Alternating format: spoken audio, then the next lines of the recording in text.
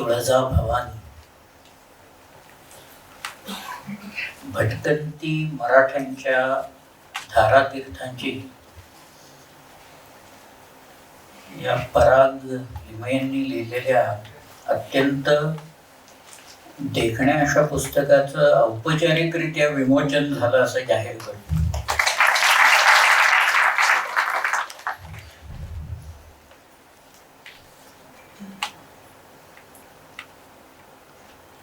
मी ते पुस्तक वाचलं, माझं मनोगती मी त्याला लिहिलेलं आहे.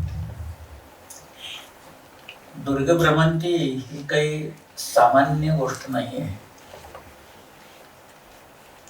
एक वेळ स्थलदुर्ग म्हणजे जमिनीवर असलेले किल्ले हे बघणं वेगळं, आणि महाराष्ट्रात चौफेर पसरलेले जे डोंगरी किल्ले त्याच्यावर आरोहण करणं हे फार वेगळी गोष्ट आहे. यात दोघांचाही मिलाप आहे. यात काही प्रसंग दिलेले, जिथे प्रसंग घडले तिथे दुर्ग जरी नसला तरी मात्र प्रसंग फार महत्वाचा आहे. विशेषतः कारतलब खानाचा मुळात तिथं दोन वाटा होत्या. कुरवंड म्हणून जे गाव आहे, आत्ताचा जो घाट आपण येतो तो आंबेनळीचा घाट नाही आहे. त्या आंबेनळीच्या घाटात भूकंप होऊन तिथं बरेच दरडी पडल्या आणि तो घाट बंद झाला. त्यामुळे आत्ताची जी वाट येते ती त्या कुरवंडा घाटातनं खाली येते, आणि मग खाली ते स्मारक कारतलब खानाच्या त्या स्वारीचं, शिवाजी महाराजांच्या, ते आता तिथे उभं केलेलं आहे.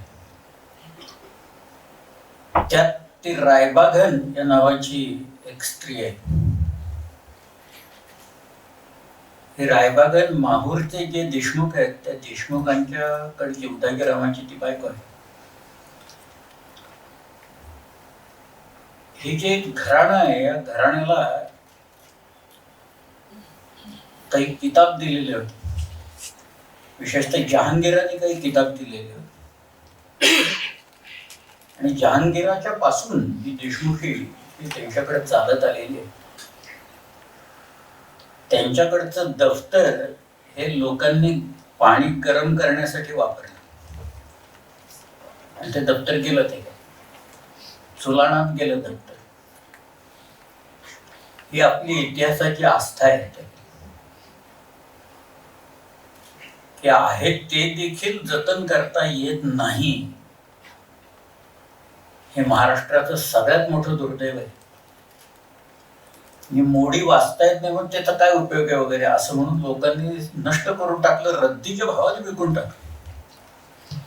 काही कागद पुड्या बांधताना वापरलेले, पुड्या सोडल्याच्या नंतर मोडीचे कागद निघालेले आहेत लोकांचे. मला आठवत आहे, आमचे पांडुरंग बलकवड्यांनी मला एक कथा सांगितली होती की ते जंजिऱ्यावर गेले होते,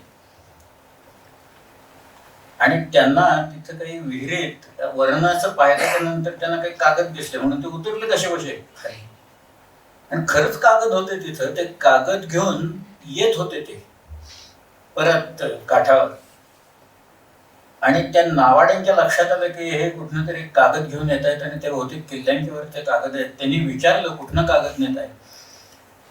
बलकोड्याने सांगितलं आम्ही इथनं नेतो, या किल्ल्यात मिळाले म्हणून. तेव्हा त्या नावाड्याने ते कागद घेतले आणि पाण्यात बुडवून टाकले. जे इतिहासाचे जे पुरावे असतात, शेवटी इतिहास हे कल्पनेचं शास्त्र नसून हे पुराव्यांचं शास्त्र हे लोकांना सांगावं लागतं. नाहीतर मग सिरियल्स, पिक्चर्स, नाटकं, कथा, कादंबऱ्या हाच इतिहास आहे अशी लोकांची समजूत झालेली ती चुकीची आहे. इतिहासाला पुरावे लागतात, इतिहासाला कल्पना असून चालत नाही. हे पुरावे जर का आपण काढायला लागलो, फेकून द्यायला लागलो, तर शेवटी इतिहास लिहायचा कसा? हा एक प्रचंड मोठा प्रश्न निर्माण झालेलाही आहे, आणि याच्या पुढे तो वाढतच जाणार आहे, कारण वाचायला लोक नाही आहेत अशी परिस्थिती. आज पुण्यात त्या पेशवा दप्तरात जवळजवळ 4 कोटी कागद आहेत. नवीन नवीन माहिती कुठे ना कुठेतरी मिळत असते, घडणी दप्तरात मिळते, इतर दप्तरात मिळत असते. म्हणजे आता अलीकडे आमच्या बलकोड्यांना तिथं पानिपतच्या त्या स्वारीचा सगळा खर्चच मिळाला, खर्चाचे कागद मिळाले. 99 लाख रुपयाचा खर्च त्यावेळेचा होता, सदाशिवराव भाऊंच्या त्या स्वारीचा सगळा खर्च. पण मराठ्यांचे दुर्ग फक्त महाराष्ट्रातच आहेत असंही नाही. मराठ्यांचा कब्जा भारतभर अनेक ठिकाणी होता, त्यामुळे भारतातले अनेक दुर्ग जे पसरलेले आहेत हे सुद्धा मराठ्यांच्या ताब्यात होते. आणि त्याही दुर्गांचा इतिहास मराठ्यांच्या दृष्टीतनं लिहायला पाहिजे असे मला वाटतं. त्यातलं एक उदाहरण सांगतो मी. आपण जर का आता पाकिस्तानात आहे म्हणून, पण पेशावरला दुर्ग आहे, त्याच्या पुढं खैबर खिंडीच्या अलीकडे जामरूद नावाचं गाव आहे, तिथे एक शिखांनी बांधलेला किल्ला आहे. अटक ही जी नदी आहे त्या अटकेला एक किल्ला आहे. वाटेत लाहोरचा किल्ला आहे, भक्कर आणि सत्तर, मुलतान हे सगळीकडे किल्ले पसरलेले आहेत. दिल्लीच्या जवळ गोविंदगड नावाचा एक किल्ला आहे, महेंद्रगड नावाचा किल्ला आहे. सगळे मी सांगतोय किल्ले मराठ्यांच्या ताब्यात.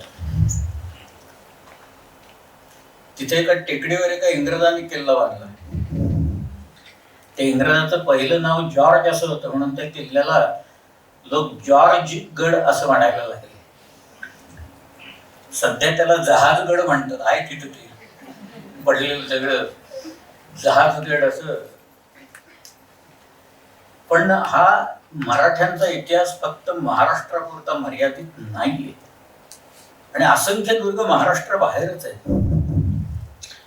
शेवटी दुर्ग कशासाठी आले, दुर्ग ही संकल्पना कधी सुरू झाली, हे संशोधकांनी स्वतःला विचारून घ्यायचे प्रश्न असतात आणि त्याची उत्तरं शोधायचा प्रयत्न करायचा असतो.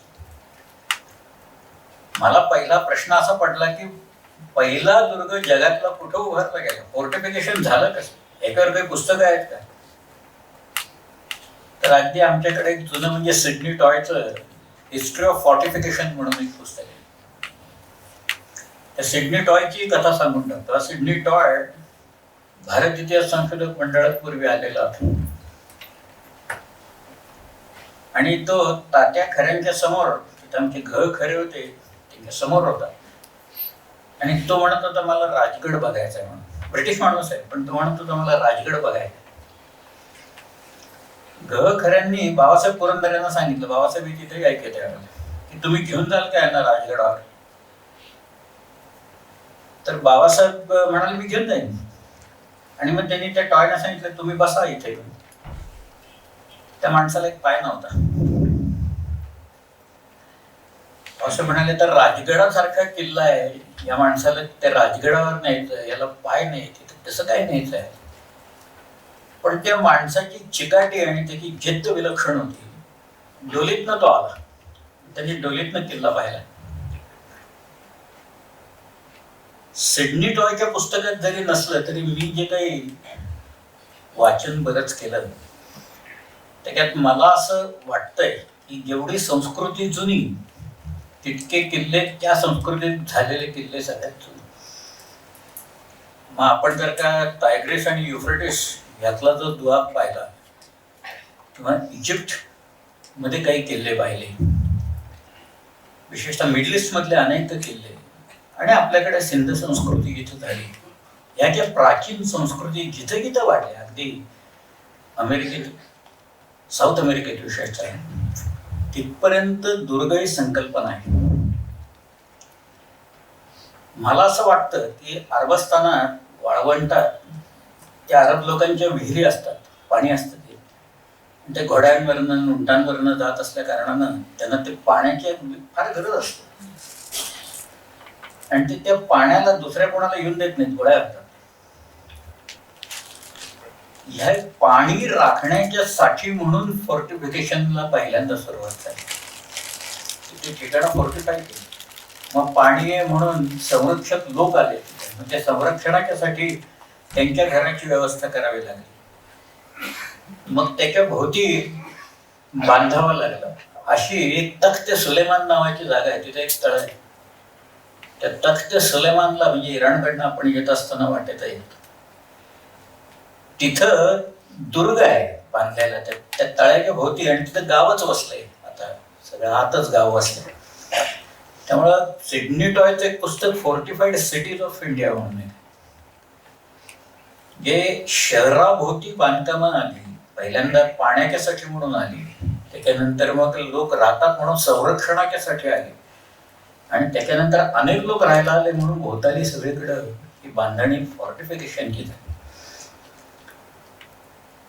इथपासनं ते अगदी अलीकडचे किल्ले लोकांनी जे काही बांधले इथपर्यंत एक इव्हॅल्युएशन जर का आपण किल्ल्यांचं करत गेलो, कसे झाले बाबा, काय तटबंदीत काय फरक झाले, बुरुज कसे झाले, दरवाज्यात कसे फरक झाले, जमिनीवरच्या किल्ल्यात खंदकात काय झालं. पहिल्यांदा मोठ अँड बेली एवढेच फक्त कासल्स होते, आणि मग नंतर त्याच्यात फरक कसे कसे होत गेले हे आपल्याला, जेव्हा तुम्ही अनेक पुस्तकं वाचता, आता तर प्रचंड मोठ्या प्रमाणात सगळं नेटवर्क याच्यावर अवलंबून अवेलेबल आहे. सगळं नेटवर्क पुस्तकं आहेत. पण जर का पाहिली तर झिम्बाब्वेमध्ये एका गावाला कोट बांधलेला आहे. तो कोटही जुना आहे.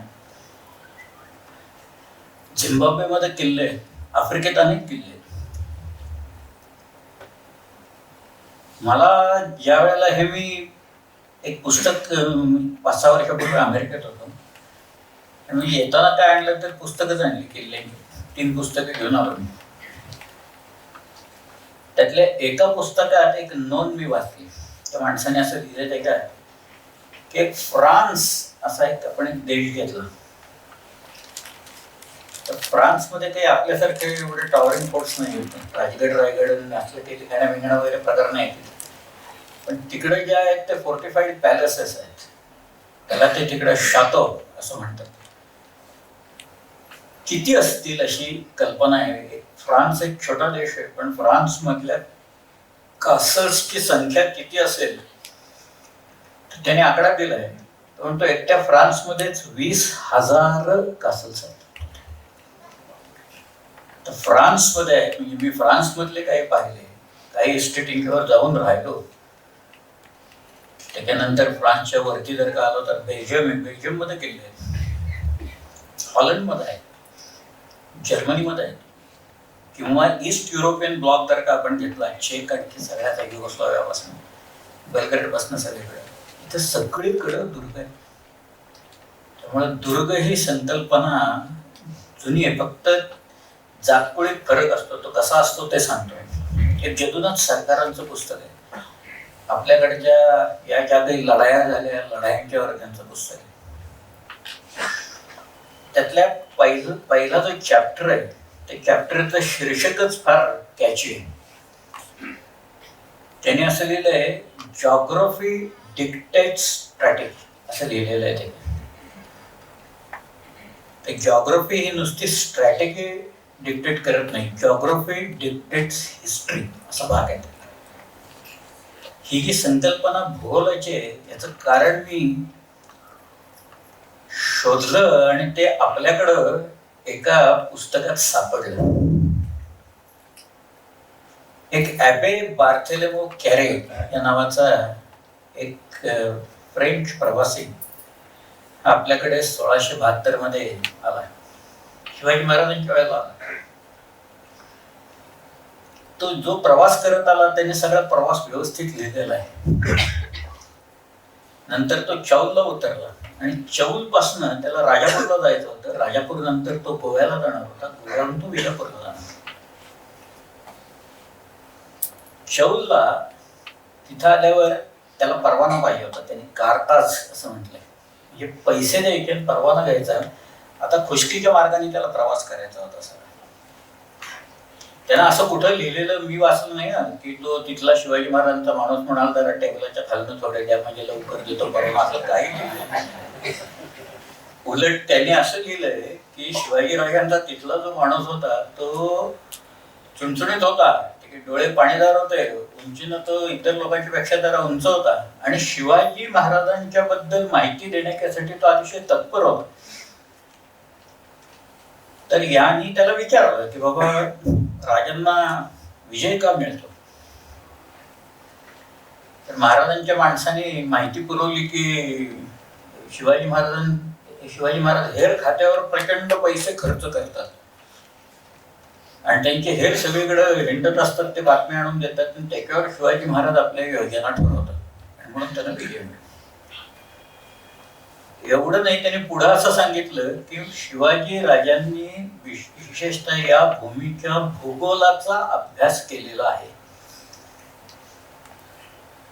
एवढंच नव्हे तर त्यांनी नकाशे काढून घेतलेले आहेत असं लिहिले. आणि त्याच्याचमुळे ज्याला भूगोल माहिती असतो ना त्याला इतिहास समजणं अत्यंत सोपं पडतं. आज या पुस्तकाचं एक वैशिष्ट्य असं आहे की त्याच्यात नकाशे घातलेले आहेत. नकाशामुळे ॲट ए ग्लान्स तुम्हाला कल्पना येते सगळे काय, त्याच्यासाठी काही लिहित बसावं लागत नाही 2-4 पानं. पण नकाशा पाहिला की नंतर तुम्हाला कल्पना येते की नेमकं गाव कुठे आहे बाबा, ते किल्ला कुठे आहे, अंतर किती आपल्याला जावं लागतं. आपल्याकडं अंतर आणि नकाशे याच्यात काही फरक असतो, तफावत असते. त्याचे उदाहरण म्हणून सांगतो मी. गडचिरोली हा डिस्ट्रिक्ट आहे आपल्याकडं, त्याच्यात अंतर लिहिलेली आहेत. इथनं ते त्या गावाचं अंतर काय लिहिलं असेल 150 किलोमीटर वगैरे. तुम्ही 20-25 किलोमीटर गेल्यावर तिथं नदी दिसते, त्या नदीवर पूलच नाहीये बरं का. अंतर मात्र घातलेत लोकांनी. आता पण गाडीतनं गेल्यावर जायचं कसं पलीकडे तिथं, मग ते तिकडून लांबून जायचं म्हणाल. लांबून फेरा किती आहे, तो 250-300 किलोमीटरचा फेरा. या अशी फसवी उदाहरणं सुद्धा खूप आहेत. आपल्याकडं लोकांना नीट नकाशे काढणं जमलेलं नाही, पण त्याला हे पुस्तक अपवाद आहे. कारण मी अहमदनगरला एकदा पाटी पाहिली होती. अहमदनगर मधल्या रस्ते आणि तिथल्या पेठांचे तिथले तर कुठं जायचं काही लिहिलेलं नव्हतं त्या पाट्यांवर. आणि लिहिलं होतं उटकमंड इतकं किलोमीटर आहे, कोइंबतूर तितकं किलोमीटर आहे वगैरे. आता इथं या अहमदनगरच्या माणसाला उटकमंड आणि कोइंबतूर कशाला पाहिजे, इथलं लिहि की म्हणावं काय. शिर्डी आहे बाबा जवळ, काय ते साकुरी आहे वगैरे, पण ते नाही कल्पना आहे. पर्वतराय नावाच्या एका माणसाने शिवाजी महाराजांच्या राज्याचे नकाशे काढलेले औरंगजेबाला दाखवलेले होते. त्यावेळेला आपल्याकडे डचांनी काढलेले भारताचे नकाशे विकायला आलेले होते. या सगळ्या ज्या युरोपियन पॉवर्स आहेत, या युरोपियन पॉवर्सचा सगळ्यात मोठा त्या बाकीच्या ठिकाणी जाऊन रूल करायला लागल्याचं एक कारण भूगोलाचा अभ्यास हा आहे. त्यात की पिरी रीस यांनी काढलेले 16व्या शतकातले मॅप्स इजिप्तमध्ये होते की वरनं पृथ्वी दिसते कशी, याचे मॅप त्यांनी काढलेले. आश्चर्य वाटलं लोकांना की कसं काय कळलं या माणसाला इतके वरनं पृथ्वी अशी दिसते. पण मॅप्स त्यांनी काढलेले, त्याला पिरी रीस मॅप्स म्हणूनच म्हणतात, अतिशय प्रसिद्ध आहे. त्यामुळे भूगोल हा माहिती पाहिजे. आता भूगोल जमल्याच्या नंतर दुर्ग बांधणी आली, त्याच्यासाठी हेरावं लागतं ठिकाण की इथे एक दुर्गाची निर्मिती करायला पाहिजे. मग इथंच का करायला पाहिजे, हेच ठिकाण का निवडायचं, ही सगळी रहस्य आहेत त्यात. तर एखादा शिवाजी महाराजांच्या सारखा एक जाणकार माणूस जर का असेल, ज्याला लाईन्स ऑफ डिफेन्सेस याला डिफाईन करता येतात आणि करवून घेता येतात, या शिवाजी राजांच्या म्हणजे त्यांची जी नीती होती दुर्गांच्या बाबतीतली, ही कोल्हापूरच्या संभाजी राजांना रामचंद्र पंत अमात्यांनी सांगितलं. आणि त्याला आज्ञापत्र म्हणतात. त्या आज्ञापत्रातला दुर्गवर्ग नावाचा जर का तुम्ही चॅप्टर वाचला तर त्याच्यात अनेक गोष्टी आल्या आहेत, याच्यावर प्रत्येक ओळीवर त्यातलं आपल्याला ठिकाण सांगता येईल की तो का म्हणतोय असं, रामचंद्र पंत असंच का म्हणतोय हे आपल्याला सांगता येईल, पुरावे देता येतील त्याच्यात. पण दुर्ग एक नसतो. आता रायगड हा जर का आपण, म्हणजे माझं क्लासिफिकेशन फार वेगळं मी करून टाकलेलं आहे, त्या अर्थात त्या दुर्ग रहस्यामध्ये पुस्तकात मी मुद्दामून घाले नाही. आपल्याकडे क्लासिफिकेशन असं केलं की स्थलदुर्ग आहे, जलदुर्ग आहे म्हणजे बेटांवरचे द्वीपदुर्ग आहे, जंजिरा आहे, पद्मदुर्ग आहे, खांदेरी आहे, सुवर्णदुर्ग आहे, सिंधुदुर्ग आहे, हे सगळे द्वीपदुर्ग आहेत. मग किनारपट्टीवरचे दुर्ग आहेत की काही बाजूने पाणी आहे, काही बाजूनी खुशकी आहे त्याला, असे किनाऱ्यावरचे दुर्ग आहेत. विजयदुर्ग तसा आहे, पण विजयदुर्ग पूर्वी जंजिरा होता, कारण एका बाजूला दलदल होती त्याला. त्याचा उल्लेख कागदपत्रात जंजिरे विजयदुर्ग असंच येतो. पण छोटे छोटे किल्ले हे त्या किनारपट्टीवर बांधलेले आहेत. स्थलदुर्ग आहे, परांडासारखा स्थलदुर्ग आहे, अहमदनगर सारखा स्थलदुर्ग आहे, आणि राजगड, रायगड, तोरणा त्याच्यासारखे गिरिदुर्ग इथे आहे. माझं क्लासिफिकेशन वेगळं आहे. मी म्हणतो रायगड आणि राजगड हे प्रायमरी फोर्ट्स आहेत, हे मुख्य किल्ले आहेत, हे राजधानीचे किल्ले आहेत. पन्हाळा हा राजधानीचा किल्ला आहे, आणि याच्या भोवतालचा सगळा जो भूगोल असतो सगळा, या भूगोलाला एक विलक्षण महत्व प्राप्त होतं की त्याच्या भोवती दुर्गांची निर्मिती करावी लागते. म्हणजे आता राजगड जर का रायगड असेल तर रायगडच्या भोवती तुम्ही जर का हिंडला तर सोनगड पहिल्यांदा आपल्याला डाव्या हाताला जाताना दिसतं. उजव्या हाताला ती खिंड जी केली ना, ती खिंड अलीकडे केलेली आहे. त्या उजव्या हाताला महेंद्रगड नावाचा एक छोटासा किल्ला आहे. एक पन्हाळगड नावाचा एक किल्ला तिथे आहे, त्याची फोर्टिफिकेशन त्याच भागात काही मिळालेली आहे. इकडे माणगड आहे, कोकण दिवा आहे, लिंगाणा आहे, आणि एका बाजूला सह्याद्रीची एक प्रचंड मोठी भिंत आहे, पसरत गेलेल्या सह्याद्रीची, की वरनं उतरायला 3-3, 3.5 तास लागतात. पायाचं अगदी खांद्यावर सामान असेल तर ते सगळं वजन पायावर पडतं आणि काय अवस्था होती. म्हणजे चढणं एक वेळ सोपं वाटेल, पण उतरायला नको बाबा असं वाटायला लागतं. आणि अनेक घाट आहेत त्याच्यात येताना. या घाटांच्या वर चौक्या असतात. म्हणजे एखादा माणूस सहजासहजी त्या राजधानीच्या दुर्गाकडे येऊ नये म्हणून केलेली ही सगळी व्यवस्था आहे, आणि ते क्लस्टर असतं सर. मग त्याच्यात वाटा असतात, त्याच्यात अलंगा म्हणजे पहारेकऱ्यांच्या जागा असतात, काही छोटे छोटे फक्त आउटपोस्ट असतात. एक शिवाजी महाराजांचं पत्र कोट करतो. हे अफजल खानाला मारलं 10 नोव्हेंबर 1659ला, पण मे मध्ये शिवाजी महाराजांनी बाजीप्रभूला पाठवलेलं एक पत्र आहे, आणि त्या पत्रात बाजीप्रभू हा बांदल देशमुखांचा देशपांडे होता. त्यावेळेला जो बांदलांचा देशमुख होता तो वयानं लहान होता, त्याचं नाव रायायची. म्हणून शिवाजी महाराजांनी यालाच पत्र पाठवले बाजीप्रभूला की तुमच्या राहाळातला, म्हणजे तुमच्या त्या हिरडस मावळातला जो किल्ला आहे, जासलोडगड या नावाचा किल्ला ओस पडू लागलेला आहे, त्याचं नाव मोहनगड ठेवा. मी 25 आसामी इथनं पाठवतोय, त्यांच्यासाठी आळंदा बांधून घ्या. आळंदा म्हणजे पहारेकऱ्यांच्यासाठी इमारती बांधून घ्या, आणि गड जागता ठेवा. कशासाठी शिवाजीराजे सांगतायत? नोव्हेंबरमध्ये मारला, हे मे पासून यांची तयारी चालली आहे सगळी, की अफजल खानाच्या सैन्यावर ज्यावेळेला हल्ला होईल प्रतापगडच्या पायथ्याशी, त्यावेळेला जे सगळे आदिलशाहीचे लोक पळायला लागतील, जीव वाचवण्यासाठी रानोमाळ पळायला लागतील, त्यातले काही लोक एका घाटाने इथनं वर येतील, त्यांना चोपायचं तिथं. म्हणून त्यांनी ठेवलेली ती योजना केलेली आहे. किल्ला ते आउटपोस्ट आहे, काही झालं तरी तो काही मातबर किल्ला आहे अशातला भाग नाही आहे. आपल्याकडे अजून एक प्रकार आहे, आणि तो मिश्रदुर्गाचा प्रकार आहे. म्हणजे देवगिरी आहे, त्याचा मिश्रदुर्ग. तो जमिनीवरही आहे आणि डोंगरावरही आहे, असा एक किल्ला आहे. अजून एक किल्ला आहे जवळ आहे, अलिबागचा किल्ला आहे. अलिबागचा किल्ला ओहोटीच्या वेळेला पायी जाता येतं आता आपल्याला, म्हणजे तो स्थलदुर्ग होतो, आणि भरतीच्या वेळेला चारी बाजूने पाणी येतं, म्हणजे तो द्वीपदुर्ग होतो.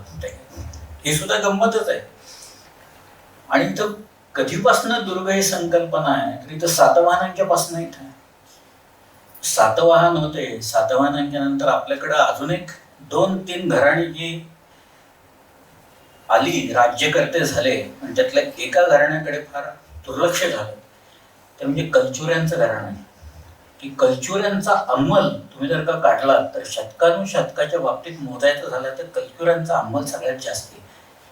कलचुऱ्यांचा एक वेगळा शक आहे, पण वाकाटक आहे, त्याच्यानंतर कलचुरी आहे, आणि मग छोटे छोटे सेंद्रक आहेत इथं, आणि मग नंतर राष्ट्रकूट आहेत, शिलाहार आहेत, त्याच्यानंतर यादव आहेत, मराठे आहेत. पण इथं बाकीच्या पॉवर्स आल्या, इंग्रज, पोर्चुगीज आले, त्याच्यानंतर डच आले. डचांनी बांधलेला एक किल्ला ईस्टर्न कोस्टवर आहे आपल्याकडे भारतात, अमिताभ बच्चननी 1 कोटी रुपयाच्यासाठी एक प्रश्न विचारला होता की डॅन्सबर्ग किल्ला कुठे आहे. ते ज्या माणसाला विचारलं त्यांनी माझं नाव दिलं असतं तर मी सांगितलं असतं कुठे. त्यांना नव्हतं दिलं, पण तो किल्ला आपल्याकडे आहे डॅन्सबर्ग. तो म्हणजे डॅनिश लोकांनी, डचांनी, पोर्तुगीजांनी, इंग्रजी लोकांनी, फ्रेंचांनी इथं किल्ले बांधले. एवढंच नव्हे तर आफ्रिकेतून आलेल्या सिद्ध्यांनी इथं किल्ले बांधले. जगात असं दुसरं उदाहरण कुठेही नाही की इतक्या वेगवेगळ्या जातीच्या, धर्माच्या, देशाच्या, वंशाच्या लोकांनी येऊन एका ठिकाणी दुर्ग बांधणी करावी एवढं जगात उदाहरण नाही, कुठंच बघायला मिळणार नाही. असं ते आपल्याकडं आहे. आता हे वैभव आहे का नाही याचा अजून सरकारला उलगडाच झालेला नाही असं. पण तो ज्या दिवशी होईल ना त्या दिवशी या दुर्गांचं नशीब फळफळून येईल. आता कुठं एक बेट शोधून काढले पुतळा उभा करण्यासाठी.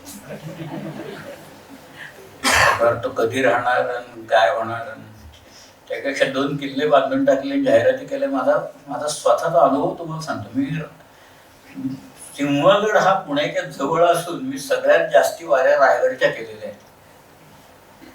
राईट तुम्ही बसलेत. म्हणजे ह्या सगळ्या लोकांनी मी रायगडला असताना इतका त्रास दिलाय मला की सगळी मंडळी शिवाजी महाराजांच्या त्या मृत्यूदिनी म्हणजे हनुमान जयंतीला असतं, चैत्री पौर्णिमेला शिवाजीराजे वारले.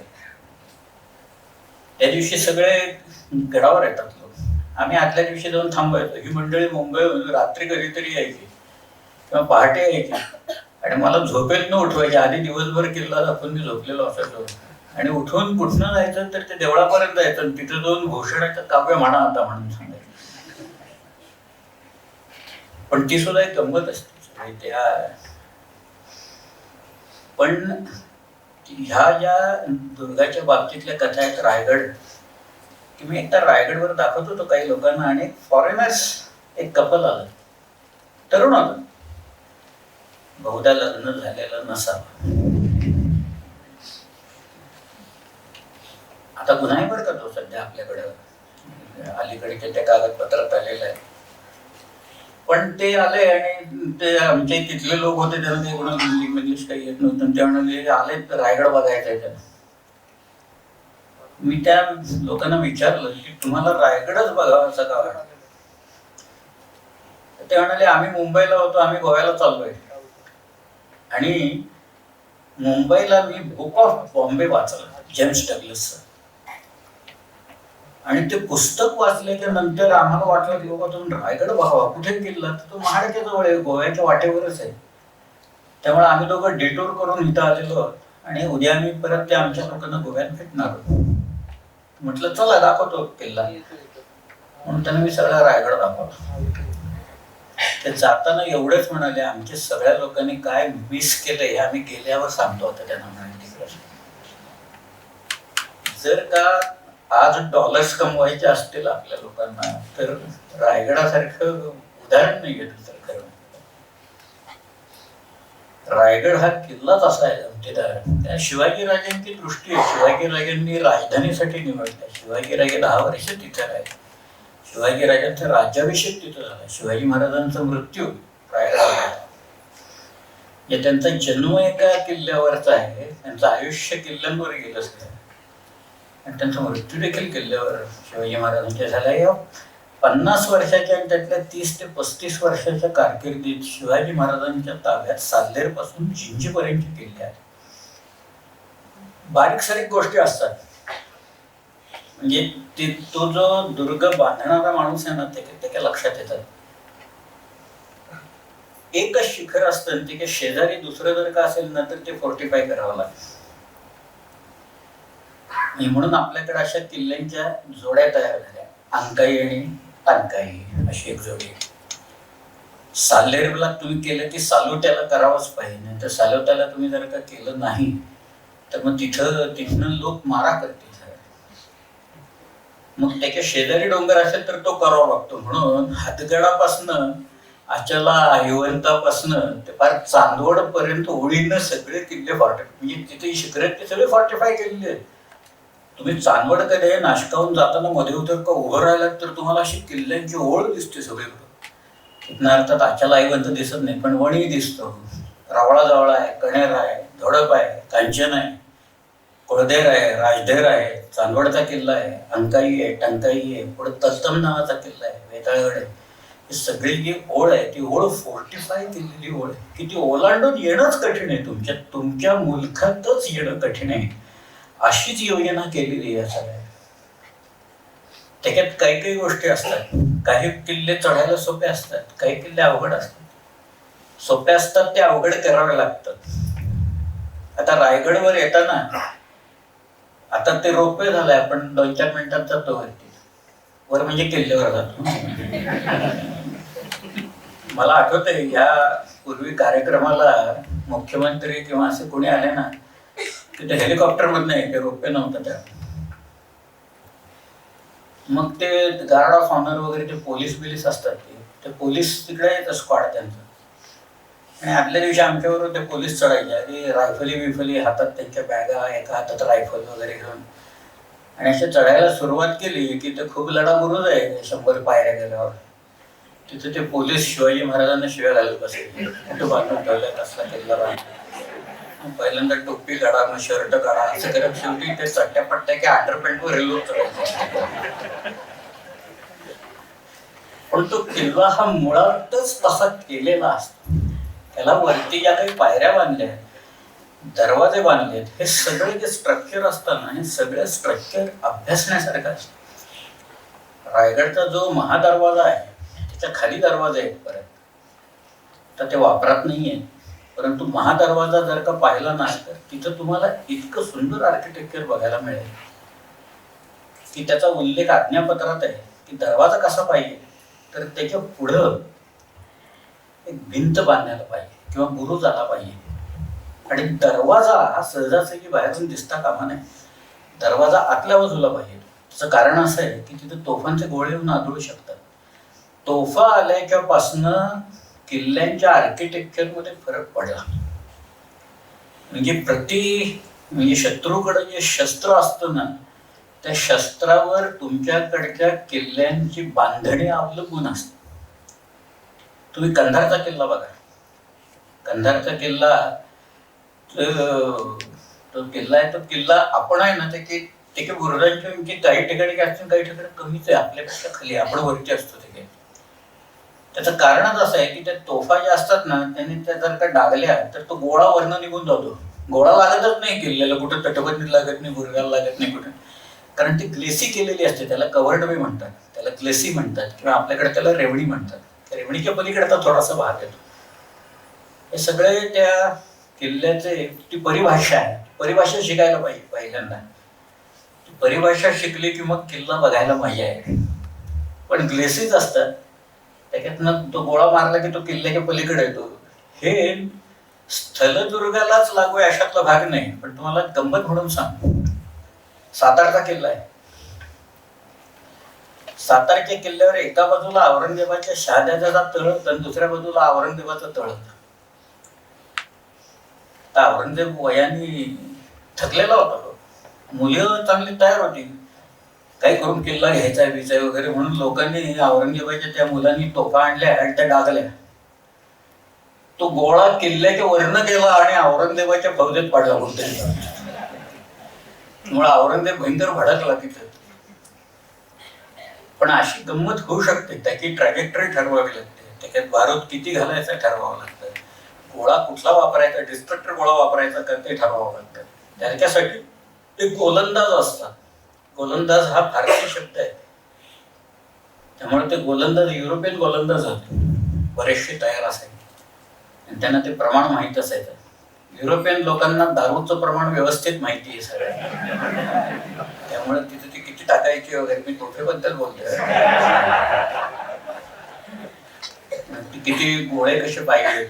शिवाजी राजांनी पन्हाळा सोडायचं कारणच ते की डिस्ट्रक्टर गोळे यायला लागले होते, कारण तो गोळा वरती येऊन फुटायला लागला आणि त्याच्यामुळे पन्हाळा सोडण्याचा, पन्हाळा फार तसा बेलाच केला आहे तो.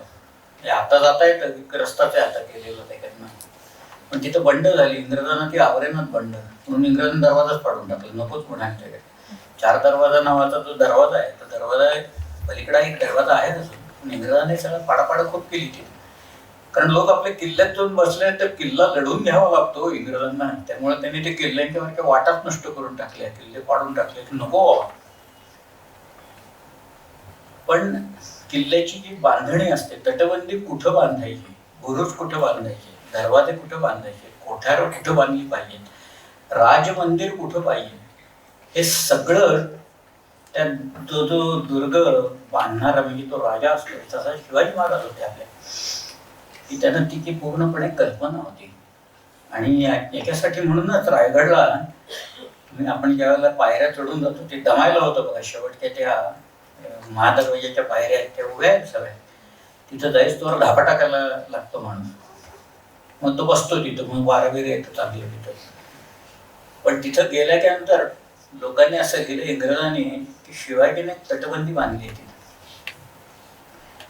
त्या तटबंदीच्या आत दुसरी तटबंदी बांधली आणि तो किल्ला इतका बेलाग केलाय, हे इंग्रज म्हणताय ना, तो किल्ला इतका बेलाग केलेला आहे की गडावर जर का अन्नाचा पुरेसा साठा असेल तर अपुऱ्या शिबंदीनिशी हा किल्ला जगाविरुद्ध लढू शकेल असं टॉमस निकल्सने दिलं.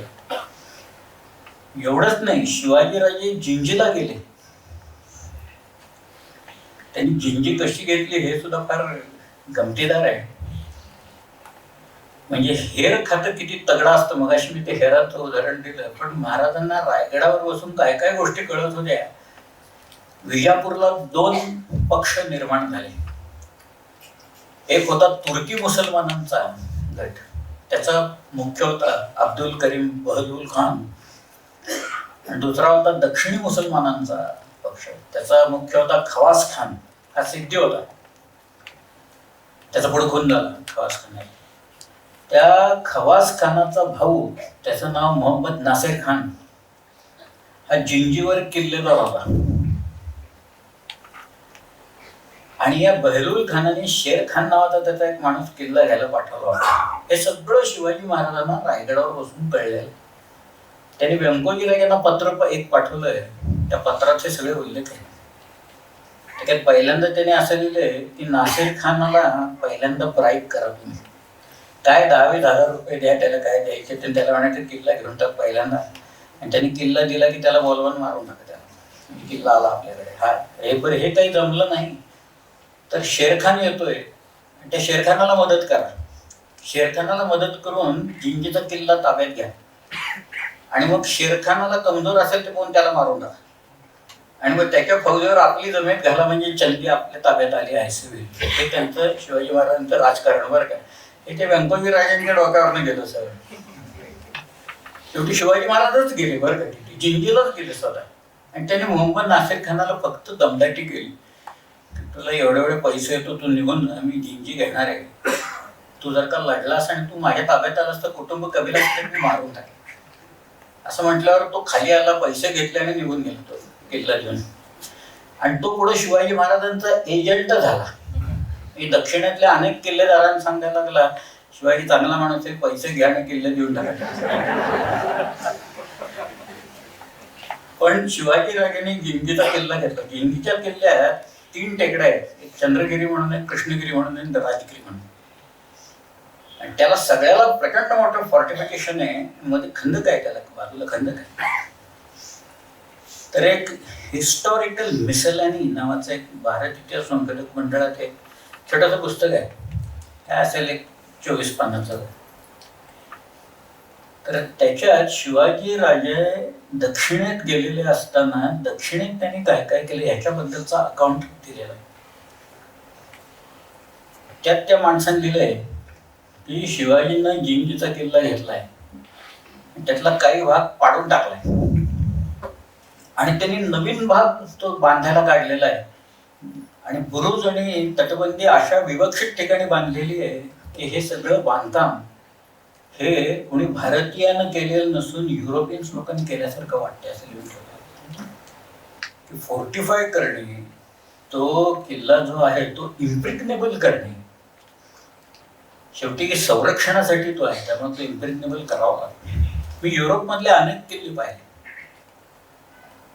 किल्ले देखणे आहेत, हे व्यवस्थित ठेवले, पण लढाऊ नाहीत ना, त्याचं काय करणार होतं? किल्ले लढाऊ नाही आहेत ते.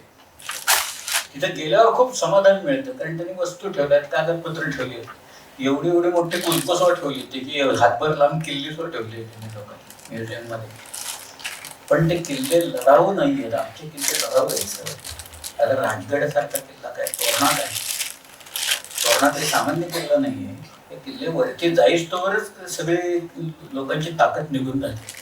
त्यामुळे खांद्यावर ढाल आणि हातात तलवार घेऊन वरती चढवून जायचं, लढाई करायची, किल्ले जिंकायचे, म्हणजे काय ताकद लागत असेल कल्पना करायची.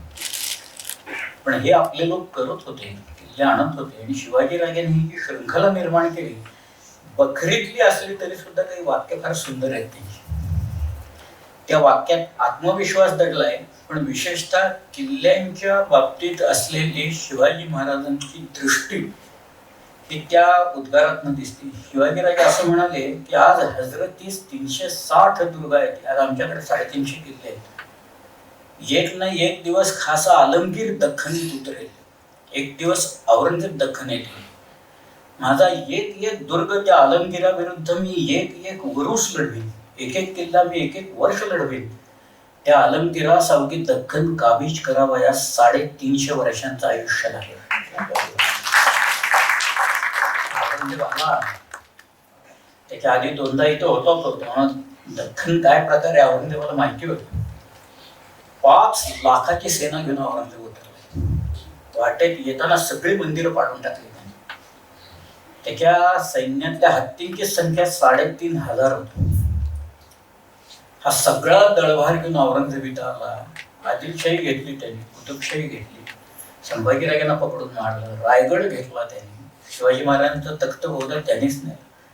तरी पण महाराष्ट्र लढत राहिला. आज रायगड किल्ल्यावर गेल्याच्या नंतर लोक राजमाची लागले, तिथनं कारभार चालवायला लागले. राजमाची पडल्यावर अजून तिसऱ्या किल्ल्यावर गेले, तिथनं काय. औरंगजेबाला कळेच ना की यांची राजधानी कुठली आहे. असली मोबाईल राजधानी कशी असते का होण्याची, पण होती मराठ्यांच्याकडे. मराठी इथनं नाही मिळाले की तिकडे जायचे. किल्ले भरपूर इथं 450 किल्ले आहेत महाराष्ट्रात. पण त्यामुळं मराठ्याने असा त्रास दिला, त्याचं मुळात कारणच असं आहे की हे किल्ले जरी पडले तरी दुसरा एक, सगळ्या किल्ल्यांच्यावर औरंगजेबाला एकाच वेळी अंमल करणं अशक्यच होतं. घडी बसवणुकी असते. पण तुम्ही आज्ञापत्र वाचा, त्याच्यात शिवाजी महाराजांनी एक पायंडा घालून दिलेला आहे की किल्ला घेतल्याच्या नंतर किल्ल्याची व्यवस्था कशी लावायची याच्या बाबतीतलं जे प्रकरण जे आहे ना, फार सुंदर आहे.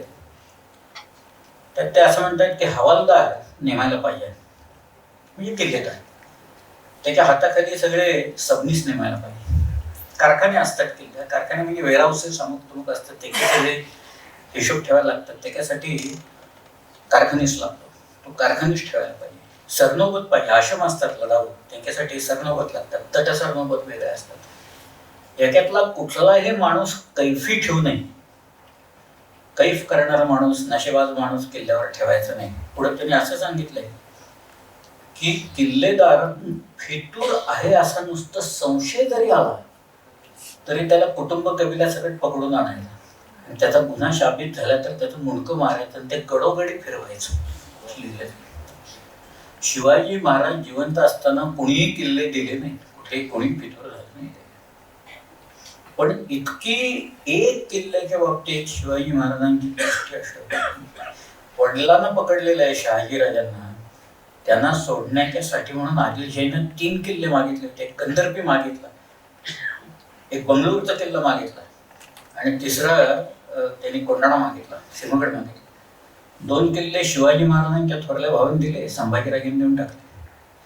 शिवाजीराजे म्हणाले मी देत नाही किल्ले. एखाद्या अज्ञानी माणूस असेल तर ठीक आहे, पण माझे वडील एवढे ज्ञानी आहेत आणि ते गाफील राहिले आणि ते पकडले गेले, मी किल्ला देत नाही. मग शिवाजी महाराजांना उपदेश केला. सुवर्ण शर्मा असं म्हटलंय त्यांनी, म्हणजे सोनो विश्वनाथ डबेर यांनी शिवाजी महाराजांना एक नीती सांगितली. प्रभुणान दुर्गमम दुर्गम प्रभुर दुर्गेण दुर्गमा. दुर्गामुळे प्रभू बलवान कसा होतो, प्रभूमुळे दुर्ग बलवान कसे होतात. दोन्ही बलवान नसते तर शत्रू कसा बलवान होतो. शेवटी बहुतेक त्या सोनोपंतांच्या उपदेशाला कंटाळून शिवाजी महाराजांनी किल्ला देऊन टाकला. पण एक किल्ला द्यायला शिवाजी महाराज काकू करत. किल्ला हे काय आहे, तर किल्ला जिंकण्यासाठी कष्ट किती लागतात, किल्ल्यासाठी लोकांचे प्राण कसे जातात, वेळ किती जातो, पैसा किती जातो, हे शिवाजी महाराजांना माहिती होतं, म्हणून ते किल्ला देत ना. आज दक्षिणेत कित्येक किल्ले, मी स्वतः कोलारला राहत होतो. कोलार गोल्ड फील्ड्स असं त्याचं नाव आहे. गोल्ड सगळं इंग्रजांनी नेलं, त्यामुळे आम्ही नुसते फील्डवरच राहत होतो. मी जमिनीत 11,000 फूट खाली गेलेलो आहे, 2 मैल खाली गेलो. आणि तिथं किल्ले आहेत, खूप किल्ले आहेत, सगळे आपल्या ताब्यात होते. विजापूर आपल्याकडे होते माहितीये का, पेशव्यांच्या ताब्यात होतं विजापूर. गुलबर्गा आपल्या ताब्यात होतं. उदगीरची लढाई मारल्याच्या नंतर आणि नंतर पुढच्याही काळात माधवरावच्या वेळेला सुद्धा कित्येक किल्ले आपल्या ताब्यात आले दक्षिणेतले. तिथं तुंगभद्रेच्या काठावर एक किल्ला आहे, त्याचं नाव आहे पुरंदर. पुरंदर दास वगैरे सगळे जे कर्नाटकातले लोक आहेत ते तिथनं आलेले, त्या पुरंदरवरनं आलेले. पण पुरंदर नावाचा किल्ला तिथं आहे.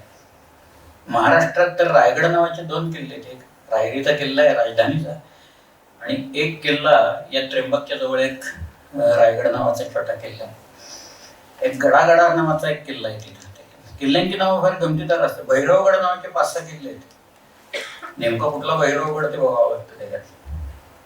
त्याच्यात गोंधळ व्हावा म्हणून पहिली किल्ल्याची नावं शिवाजी महाराजांनी बदलली, नवीन नावं ठेवली. बरं का, त्याच्यात अजून गोंधळ व्हावा म्हणजे नेमके किल्ले कुठले आहेत, काय दिले तर काय घेतले ते कळू नये म्हणून औरंगजेबाने सुद्धा नवीन नावं ठेवले. औरंगजेब जिथे जिथे केला हे कोंढाण्याचं नाव शिवाजी महाराजांनी 56 साली सिंहगड ठेवलं. तानाजी जायच्या आधी नाव त्याचं सिंहगड आहे. आणि औरंगजेब स्वतः तिथं आला, त्याने पाहिला सगळा तो नजारा वर्ण दिसणारा आहे. आणि तो म्हणाला हे बक्षिंदा बक्ष आहे, हे बक्षीस देणारा जो परमेश्वर आहे त्यानं दिलेलं बक्षीस आहे. म्हणून त्या फारसी कागदपत्रात त्याचं नाव बक्षिंदबाक्ष असं यायला लागलं. आमच्याकडच्या काही लोकांना कळलं नाही म्हणून त्याने असं लिहिलं की औरंगजेबाचा बक्षिंदबक्ष नावाचा सरदार कोणी काही कळत नाही बाबा, सारखा पुण्याभोवती घुटमळा जाणं दिसतो इथे. तो किल्ला आहे त्यानं माहिती कळलं नाही. एके ठिकाणी तर हा बक्षेंद्र बक्षी नावाचा औरंगजेबाचा सरदार सिंहगडाला वेढा घालून बसला होता असं लिहिलं.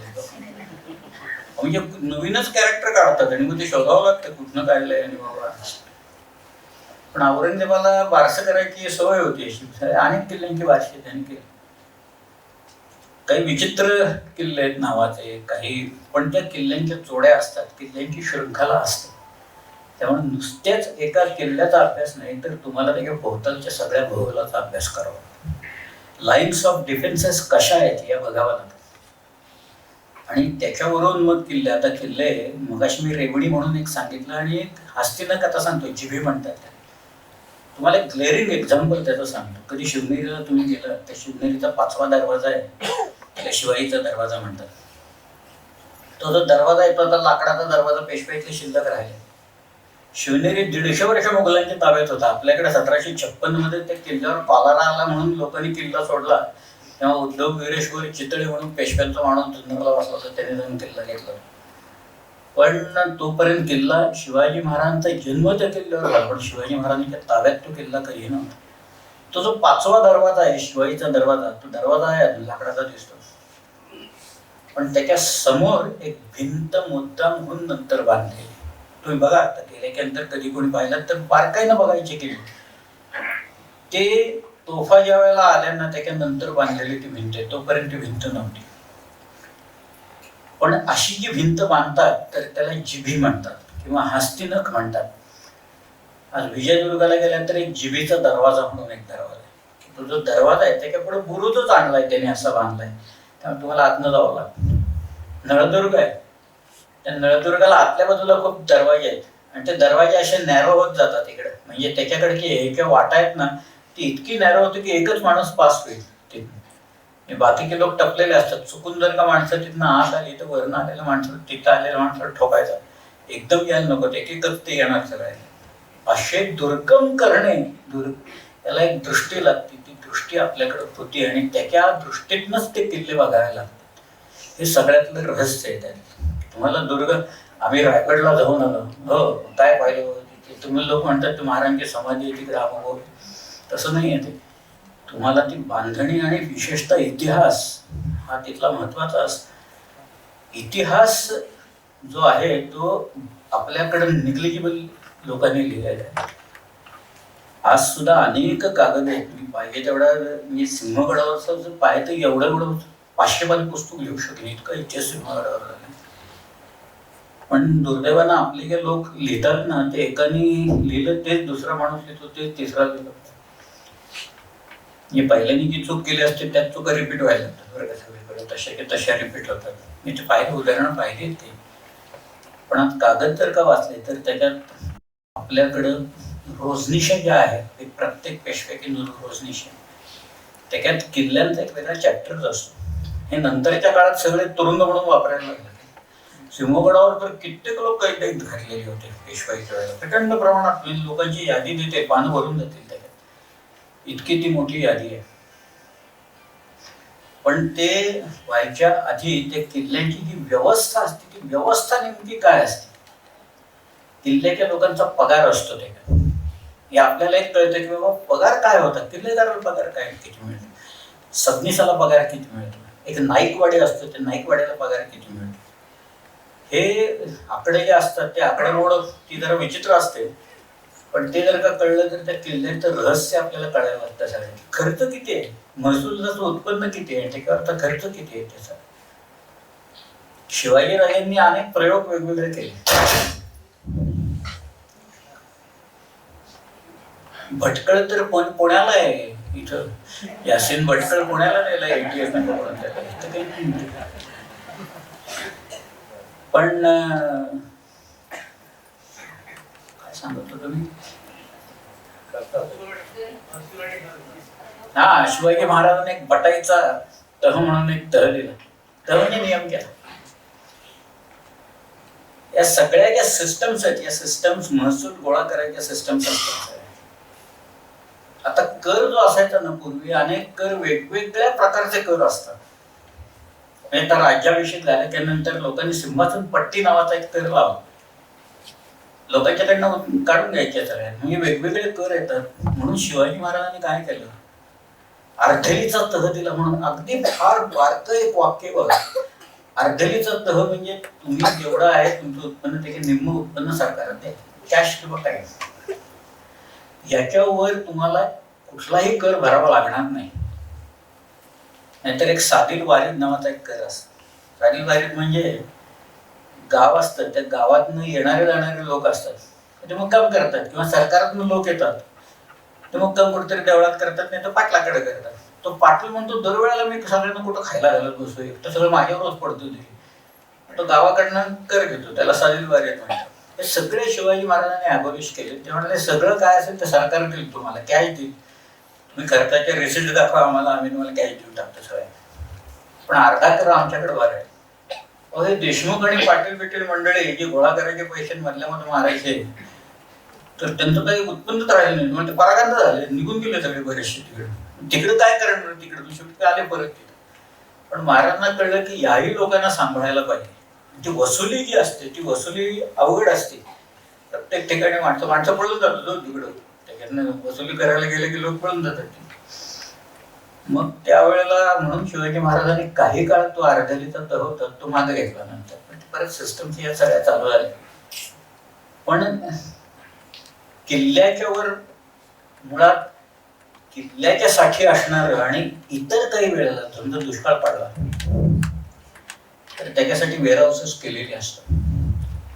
कारण सगळे लोक मुघलांचा गलबाला आला, स्वारी झाली.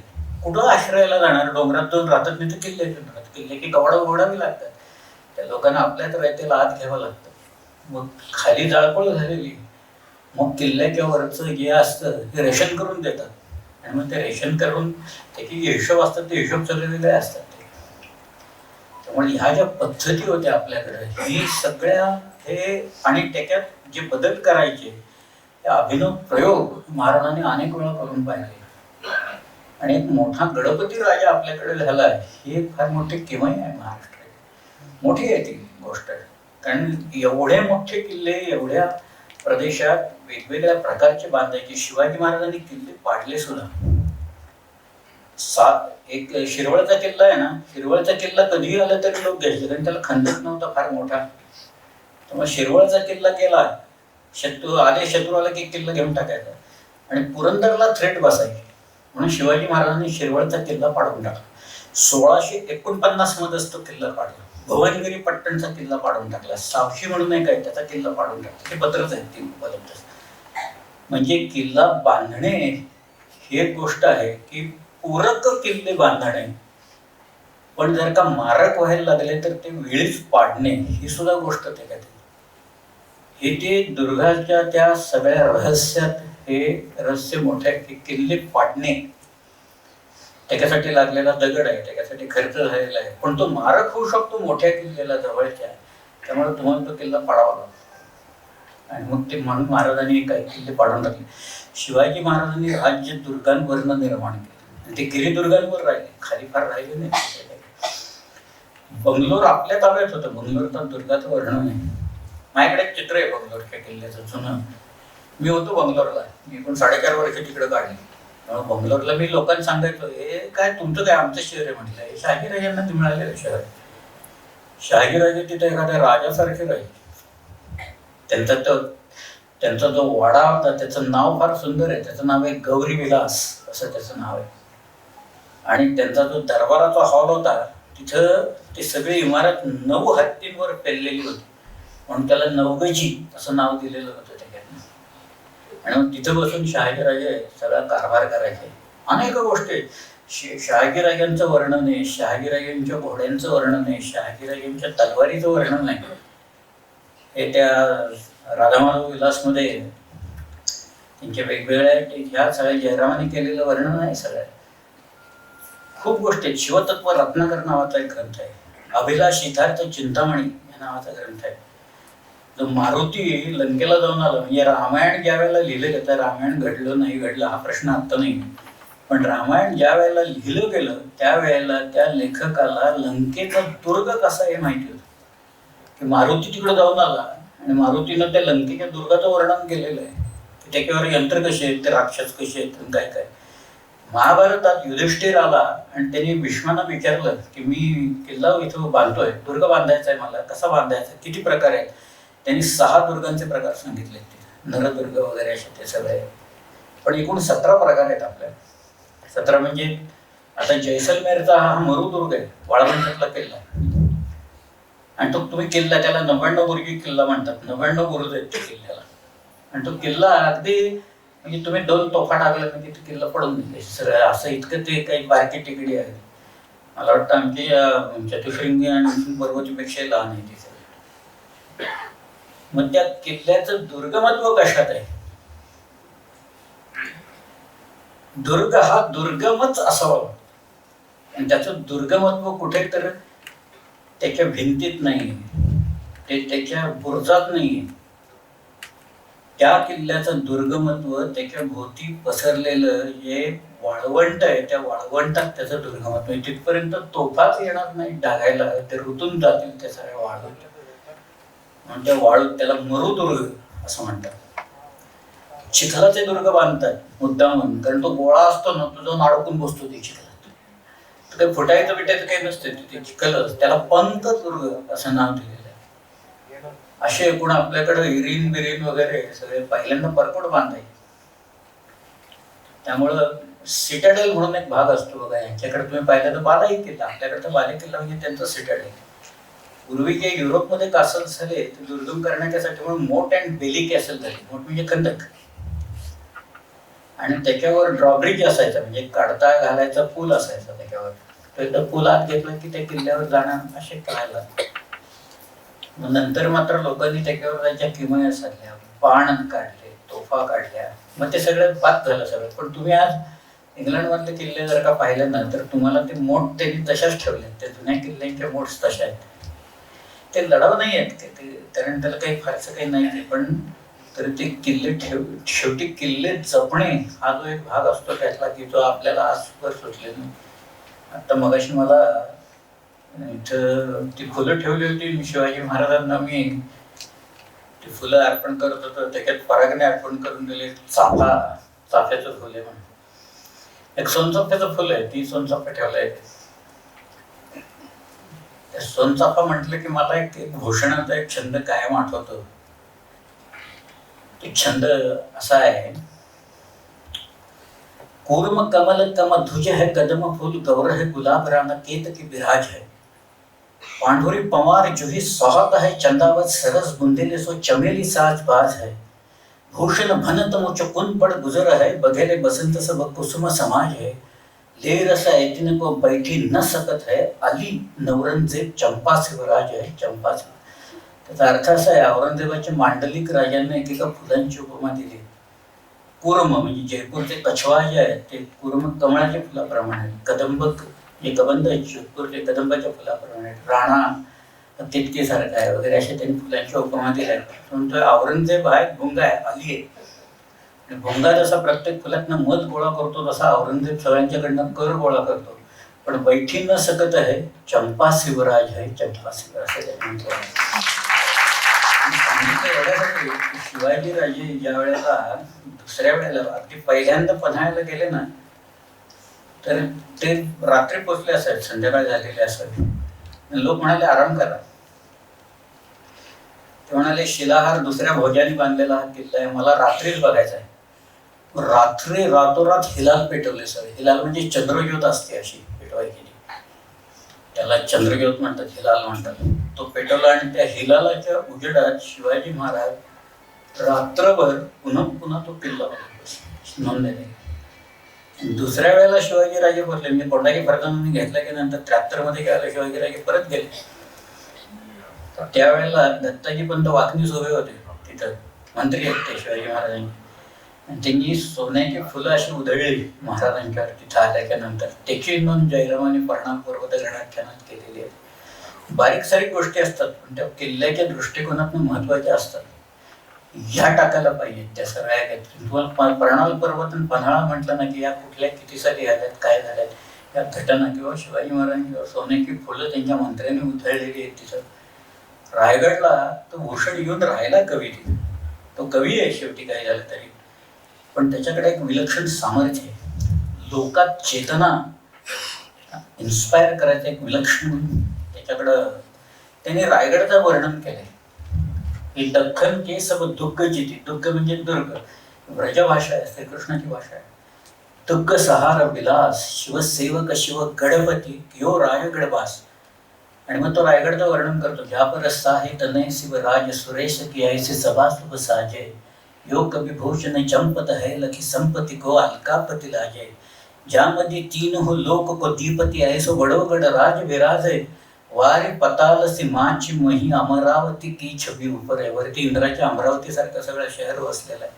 सो त्यांनी रायगडचं वर्णन केलेलं आहे. आपल्याकडं बाळा कोलटकर आहे. बाळा कोलटकर ते भूषणाच्या काव्याने वेडे झाले. म्हणजे ते भूषणाचं काव्य वेडच लावणार आहे सगळ्याच्यात. खूप लोक वेडे झाले, मी त्यातलाच आहे म्हणून. परंतु त्याच्यात त्याने प्रस्तावनेत नाटक लिहिलं शिवराय कवी भूषण म्हणून. त्या प्रस्तावनेत त्याने लिहिलं की या भूषणाच्या काव्याची ओळख मला गदी माडगुळकरांनी करून दिली. माडगुळकरांनी त्या भूषणाच्या छंदांचं जर का त्यांनी मराठी पद्यानुवाद केला असता तर तो अत्यंत सरळ झाला असता. कारण त्यांचे शब्द होते ना ते अतिशय चपखल शब्द होते, साधे शब्द असायचे माडगुळकरांनी, तर लोकांना कळायचे. पण त्यांनी त्या भूषणाने रायगड काय आहे, रायगड किती पवित्र आहे, रायगडातलं पाणी गंगासागराचं किती पवित्र आहे त्याचं एका छंदात वर्णन. ते त्यांनी, मी मूळ सांगत नाही, या कोलटकरांचा छंद सांगतो फक्त. कोलटकरांनी असं केलंय. जटा बांधुनी नटली धरणी विशाल पलाश वृक्षांच्या. लता तरुणना बिलगुनी डुलती नाच चालतो छायेचा. कुठे बांधल्या जलाशयावर जिना शोभतो दगडांचा. विहार चाले त्या पाण्यावर चक्रवाक कधी हंसांचा.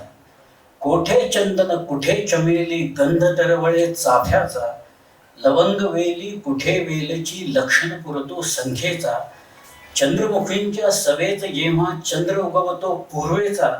असे वाटते कमल फुलांनी जन्म घेतला आजच उदरी गंगेच्या.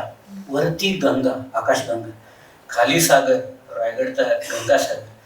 वरती गंगा खाली सागर, वरती तारे येथे कमले, वरचे तारे खाली येती प्रतिबिंबांना रूपे पडती, म्हणून म्हणतो भूषण हे की आकाशाच्या गंगेहूनही गंगा सागर भाग्याचा. कळला होता भूषण काय तो कळला होता. तिथलं पाणी किती पवित्र आहे ते सांगतात ते गंगा सागराचं. ते पण अशी भूल अमरावती सारखी म्हणतोय, कुबेरासारखी अलकापुरी तिथं असली असं म्हणतो. हे शिवाजी महाराजांनी त्याला लोकांना तो एके ठिकाणी असं म्हणतो, हत्ती दान, म्हणजे आम्ही जर का घोड्याची इच्छा ठेवून आलो तर तो हत्तीच दान करतोस, आम्ही चांदीची इच्छा ठेवून आलो तर तो सोनच दान करतोस. असं तुझं दानाचं प्रमाण विपरीत आहे असं त्यांनी शिवाजी महाराजांचं वर्णन. हे महादानी शिवाजी खुमान या जहान पर दान के प्रमाण तेरे अति गनाई तू है, रजत के हौस की ये हेम पाहिये तू जाई, हयन के हौस की ये हाती पाहिये तू है. असं त्यांनी म्हणून हत्ती दिलेले होते पूर्वी. घोषणाला तर नक्की दिला. जयराम कवीला शहाजीराजांनी हत्ती दिला आणि ते तो घेऊन तंजावरला गेलेला होता. व्यंकोजी राजांचं त्यांनी वर्णन खूप केलं. शिवतत्व रत्नाकरमध्ये एक म्हटलं त्यांनी, एक म्हणजे एकनाथांचं वर्णन एका म्हणे जसं येतं तसं व्यंकोजी राजांचं एक म्हणून वर्णन येतं तिथं. हे या ग्रंथातनं दुर्गांच्या बाबतीत आपल्याला झुसबी माहिती मिळते. पण जेव्हा आपण किल्ल्यांवर जातो, कागदपत्र वाचतो, त्या कागदपत्रातनं आणि त्या किल्ल्यावर गेल्या नंतर कुठलाही दगड जो असतो ना तो उगाच लावलेला नसतो. अगदी खाली तळाला असतो, त्याला तो वरच्या दगडांना आधार देतो. तर बाकीचे दगड असे करत करत करत ते दगड रचलेले असतात. पाथरवट किती लागले, किती वेळ गेला. आज राजगडला किमान 3.5 लाख टन दगड लागले. जर का मी अगदी साध्या आकडे सांगतोय, खरं जास्तीचे दगड लागले, पण तिथं क्वारीज नाही आहेत, दगडाचं कुठेही क्वारीज नाही. मग आणला कुठनं दगड, घडवला कसा, किती लोक कामाला लावले, कसे कामाला लावले, काम किती वर्ष चाललेली होती, याची उत्तरं शोधायला पाहिजे. याची उत्तरं शोधली पाहिजे सगळ्यांना.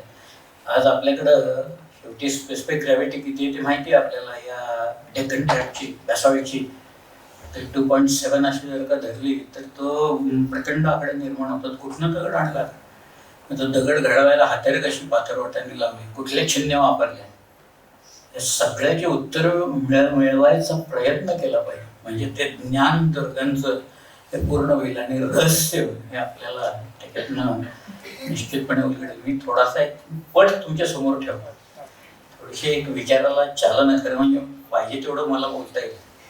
एक रात्रभर जो बोलत बसेल मी त्याचा, परंतु एक छोटासा ट्रेलर आहे हा आणि ते मी ते सगळं पुस्तकात मुद्दामून लिहिणार आहे. आज मला या पुस्तकाचं कौतुक अशासाठी वाटतंय परागच्या, की परागने एक मोठा व्यापक स्पॅन हा घेतलेला आहे. त्याच्यात पानिपत सुद्धा आहे. पानिपतला किल्ला आहे, पानिपतच्या पुढं कुंजपुऱ्याला किल्ला आहे. हे आपल्या ताब्यात होते. दिल्लीचा किल्ला आपल्या ताब्यात होता. दिल्लीवर 15 वर्ष आपलं निशाण फडकत होतं. दिल्लीच्या भोवताली, दिल्लीला लागून यमुनेच्या पात्रात एक किल्ला, पात्र वळवलंय यमुनेचं मुद्दाम, आणि तिकडे अजून एक छोटा किल्ला बांधलाय, त्याचं नाव आहे सलीमगड. किल्ल्याला लागूनच आहे. दिल्ली बघायची जर का झाली तर 7 सिटीज ऑफ दिल्ली म्हणतात, त्या बघायला पाहिजे. ही पहिली प्रतिहारांची, चौहानांची राजधानी होती किल्ले राय पिथोरा म्हणून. किल्ले राय पिथोरा. दुसरं जे अलाउद्दीन खलजीनं बांधलेली त्याचं नाव आहे सिरी. तिसरी जी आहे त्याचं नाव आहे तुगलकाबाद. चौथं जे आहे त्याचं नाव आहे जहांपनाह. 5वं जे सिटी आहे त्याचं नाव आहे फिरोजाबाद. 6वी जी आहे त्याचं नाव आहे पुराणा किल्ला. आणि 7वी जी आहे त्याचं नाव आहे शहाजहानाबाद. म्हणजे आत्ताची जुनी दिल्ली जी आहे तिथं तो लाल किल्ला आहे, ती शहाजहानाबाद म्हणून प्रसिद्ध आहे. 7 सिटीज ऑफ दिल्ली म्हणतात त्या. आणि तिथं प्रत्येक ठिकाणी आपला इतिहास आहे, मराठ्यांचा इतिहास आहे. तिथं आपले लोक होते, आपला वावर होता. दिल्ली काय, आग्रा काय, भरतपूर काय, पलीकडचा असलेलं ओरछा काय, डीगला किल्ला आहे तो आपल्या ताब्यात होता. सांथरचा किल्ला फक्त नव्हता, पण कालिंजर आपल्या ताब्यात होता.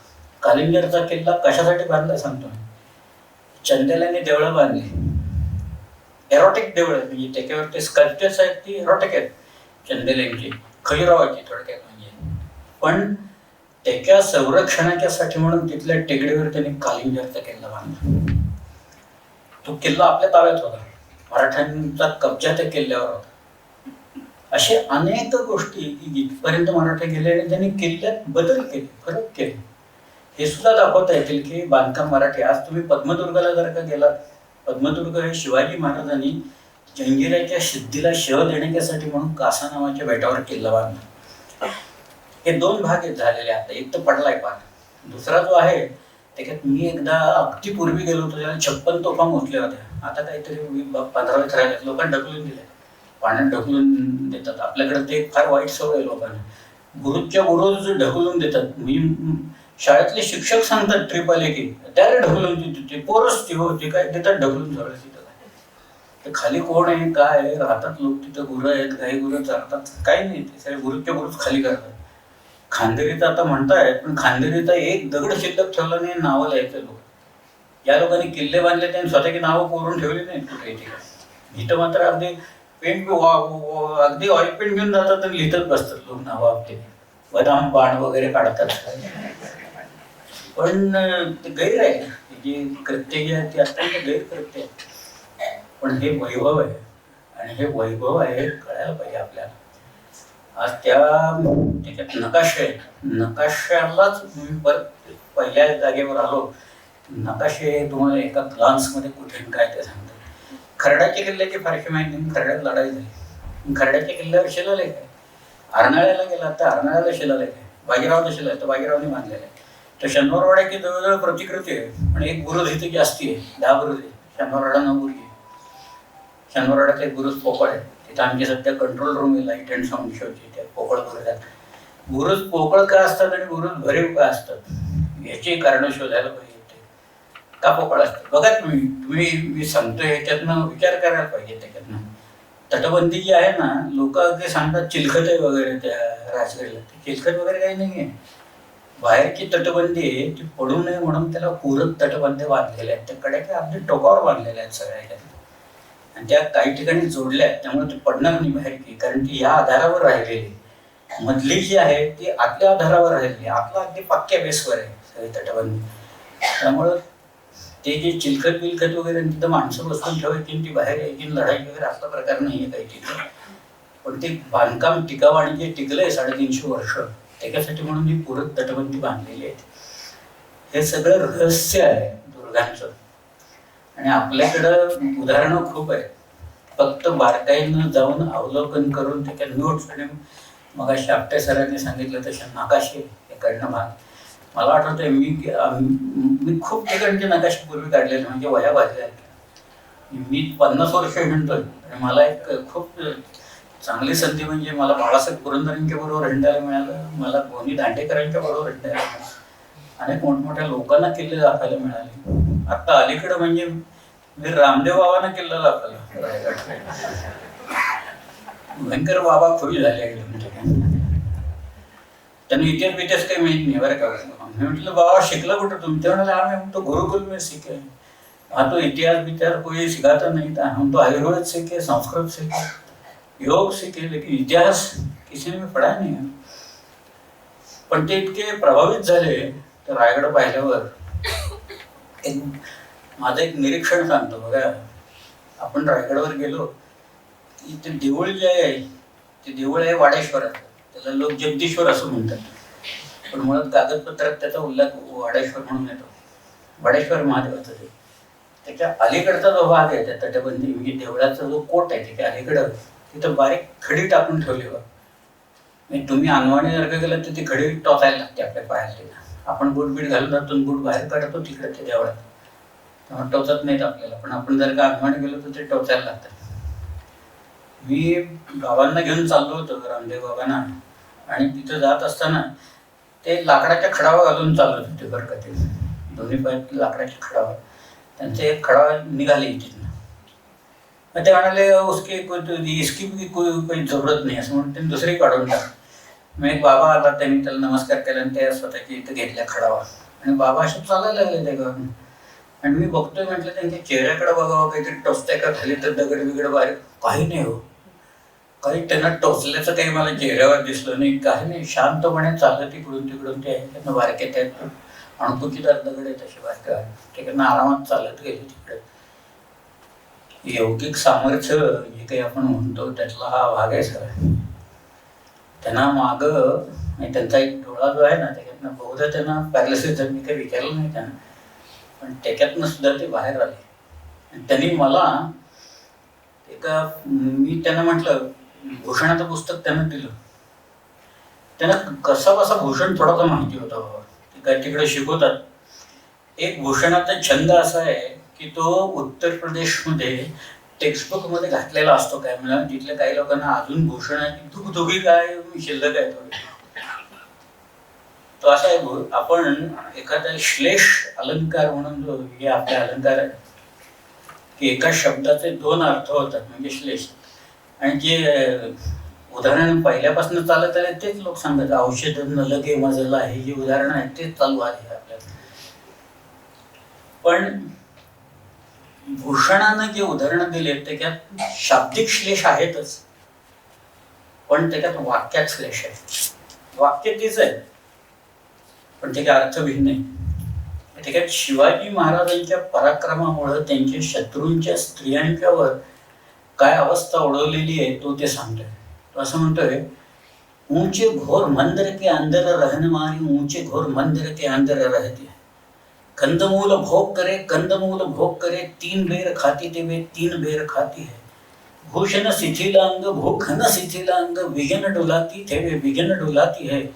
भूषण भनत शिव राय वीर तेरे त्रास नगन जड़ाती थे वे नगन जड़ाती. त्याचा अर्थ असा आहे की ऊंचे घोर मंदिर के अंदर रहणे, उत्तुंग मंदिरात प्रासादात ज्या राहत होत्या त्या ऊंचे घोर मंदिर के अंदर राहते. मंदार म्हणजे पर्वत, तर त्या आता घोर पर्वतात जाऊन राहायला लागलेले आहेत. मंदिरात राहणारे आता मंदारमध्ये पर्वतात जाऊन राहिले. कंदमूल भोग करे, काजू कंद कलाकंद वगैरे खायच्या, त्यांना आता कंदमूल भोग करे म्हणजे कंदमुळांवर गुजराण करावी लागते. कंदमूल भोग करे 3 बेर खाती ते 3 वेळा खायच्या चरायच्या त्या 3 बेर खाती 3 बोरांच्यावर आता त्यांना गुजराण करावं. भूषण शिथिल अंग, या दागिन्यांनी इतकं जडत्व येत असे, इतके दागिने जे पांघरत असत अंगावर सगळे. भूषण शिथिल अंग भूखन शिथिल अंग, आता भूकेनं व्याकुळ झालेले आहे. विजन डुलाती थे, ज्यांच्यावर सदैव पंखा डुलत असे त्या विजनात म्हणजे अरण्यात जाऊन वास करायला लागला. विघ्न डुलाती थे वे विघ्न डुलाती है. भूषण म्हणतोय शिवराय वीर तेरे त्रास तुझ्या पराक्रमामुळे नगन जडाती है. दागिन्यांनी नखशिखांत मढलेले असत त्यात नग्न जडाती आहे म्हणजे नग्नावस्थेत जीवन कंठायला लागले. शाब्दिक श्लेष केले त्यांनी सगळ्या अवघडे करायला, पण ते रायगडावर बसून केले. हे किल्ल्याचं महत्व आहे त्या सगळ्या, त्या किल्ल्यांच्या जागेचं महत्व आहे की तिथं आल्यावर स्फूर्ती येते. या ठिकाणा गेल्याच्या नंतर तुम्हाला एक चैतन्य प्राप्त होतं. त्या चैतन्याची जी स्फूर्ती असते, उर्मी असते परत यायची, मग आणखीन नवीन ठिकाणं बघायची. तशी त्या पुस्तकात ती जी 16 ठिकाणं दिली आहे तर त्याच्यापासून प्रेरणास्थान आहेत आपले सगळे. चैतन्याची हे सगळे उजेडाची झाडं आहेत, चैतन्य आहे. त्यामुळे त्याच्यावर जाणं हे महाराष्ट्राच्या स्वातंत्र्य प्रेरकतेचं पूजन आहे. ते सगळ्यांनी करावं, किल्ल्यांवर जावं, आपला मोकाट वारा अंगावर घ्यावा. ते तूही जास्ती चांगलं सांगतील, कारण 78 झाली ते रिंगणावर गेलेले होते. पौर्णिमेच्या रात्री ती हिरकणी कशी किल्ला उतरून आली तशी ती उतरून आले रायगडची. बाबासाहेबांनी त्याचं वर्णन असं केलेलं आहे की इथनं खाली जायची हिंमत होईल फक्त पाण्याच्या धारेला, आणि इकडून वरती यायची हिंमत होईल फक्त वाऱ्याच्या झोताला. अशा ठिकाणांनी मंडळी खाली उतरलेली आहेत. ते मुद्दामून पौर्णिमेच्या रात्री ते आख्यायिका जरी असली तरी हे तर सत्य आहे की हे उतरले आणि गेलेच काय. पण ती प्रेरणा देते आणि प्रेरणा सामर्थ्य देते चळवळीत करायची. तसं ती चळवळ आहे, ती चळवळ अविरतपणे चालू राहणार आहे. एक मोठी दिंडी आहे, 25 वर्ष त्या दिंडीला झालेली आहे जनसेवेच्या, आणि त्या दिंडीत लोकांनी सामील व्हावं, महाराष्ट्र बारकाईने बघावं, दुर्ग अभ्यासावे, त्या दुर्गांवर प्रेम करावं. जसं ते शिवाजी महाराजांनी केलं आणि ते करण्याच्यासाठी तुम्हाला बळ प्राप्त हो असा जोगवा तुळजाभवानीकडे मागतो. जनसेवाच करत कौतुक करतो. पराक्त कौतुक करतो. मी थांबतो. धन्यवाद.